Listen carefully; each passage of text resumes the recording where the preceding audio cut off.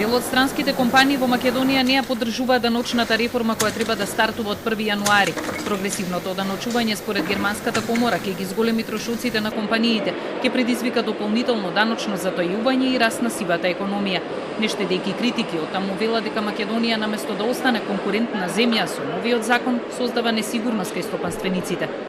Зголемувањето на трошоците секогаш представува проблем за компаниите, особено во временски период кога тие веќе се оптоварени со нови административни давачки, како зголемувањето на минималната плата или регулативата за заштита на лични податоци.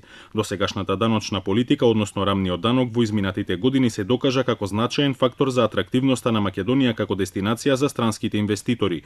Голем број на германски компании инвестираа во Македонија. Покрај тоа не е добро за една земја постојано да ја менува својата даночна политика. Иако бизнисот отворено порачува дека е неподготвен за новото даночење, од УЈП вела дека ќе се испочитува се што ќе одлучи Министерството за финансии. Потешкоти и нејаснотии се можни на самиот почеток од примената на реформата, велат оттаму, но ќе бараат до екипирање на тимот. За новите реформи и за сите понатамошни процеси, значи IT секторот, да, му недостасува кадар, меѓутоа очекуваме дека ќе има и соодветни нови вработувања и нови примања понатаму, со тоа што ќе побараме и соодветна помош од секторот за IT во Министерството за финансии. Бизнис секторот и вчера потенцираше дека со прогресивниот данок нема да се постигне очекуваниот ефект, дека вработените во IT секторот ќе се заминат од земјата, а тоа ќе го сторат инвеститорите.